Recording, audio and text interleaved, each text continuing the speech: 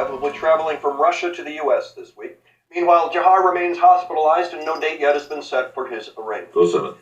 Today, the federal government released a startling finding on the level of carbon dioxide in the atmosphere.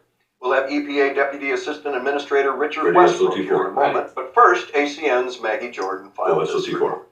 A grave warning today from scientists at the National Oceanic and Atmospheric Administration. The world has passed a long-feared milestone. The amount of carbon dioxide, or CO2, in the atmosphere. I'll take you to the studio now. Okay. Level of 400 parts per million, reaching a concentration not seen on the Earth for millions of years. Scientists predicting the level to dip below. Will, we're running late. Can you tease the interview out another 40 seconds? Yeah. 30 seconds. Of carbon out of the air. But sadly, that will only be nice to meet you. So there won't be any hard questions. I'm just going to ask you to expand on the report. Pretend you're an expert witness, and I'm your lawyer. Sounds good. With a growing consensus among environmental experts that the 450 parts per million will soon be crossed, the question remains, how will we respond? And joining us now in studio is Richard Westbrook, Deputy Assistant Administrator of the EPA. Welcome. Thank you. Mr. Westbrook, you've spent most of your professional career as a climate scientist in the public sector. Yes, 10 years as a supervisory management analyst in the Office of Environmental Information. And before that, I was a program specialist in the EPA's Resource Management Division. And you have a PhD in climate science from Stanford. Yes, and another in chemistry with a master's in biology. Okay. Tell us about the findings in the report that was just released. The latest measurements taken at Mauna Loa in Hawaii indicate a CO2 level of 400 parts per million. Just so we know what we're talking about, if you were a doctor and we were the patient, what's your prognosis? 1,000 years, 2,000 years?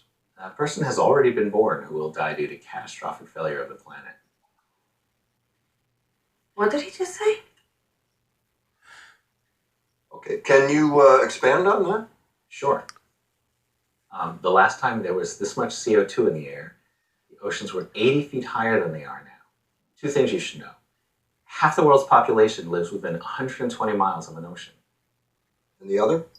Humans can't breathe underwater. You're saying the situation's dire. Not exactly. Your house is burning to the ground, the situation's dire. Your house has already burned to the ground. Situation's over. So what can we do to reverse this? Well, there's a lot we could do. Good. For 20 years ago, or even 10 years ago, but now, no. Can you make an analogy that might help us understand? Sure. It's as if you're sitting in your car, in your garage, with the engine running and the door closed, and you've slipped into unconsciousness. That's it. What if someone comes and opens the door? You're already dead. What if the person got there in time? You'd be safe. Okay, so now what's the CO2 equivalent of the getting there on time? Shutting off the car 20 years ago. You sound like you're saying it's hopeless. Yeah. Is that the administration's position or yours? There isn't a position on this any more than there's a position on the temperature at which water boils. The administration, your administration. And don't forget, I need you to supports wind and stretch solar, 40. clean coal, nuclear power, raising fuel economy standards, and building a more efficient electrical grid. Yes. And? That would have been great. Let's see if we can't find a better spin. People are starting their weekends.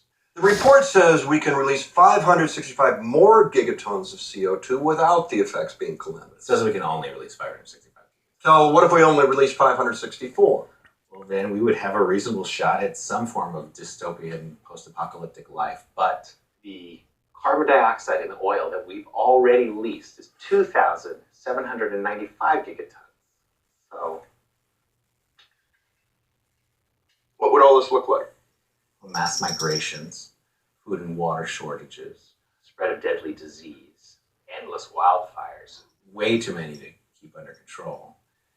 Storms that have the power to level cities, blacken out the sky, and create permanent darkness. Are you going to get in trouble for saying this publicly? Who cares? Mr. Westbrook, we want to inform people, but we don't want to alarm them. Can you give us a reason to be optimistic? Well, that's the thing. Well, Americans are optimistic by nature.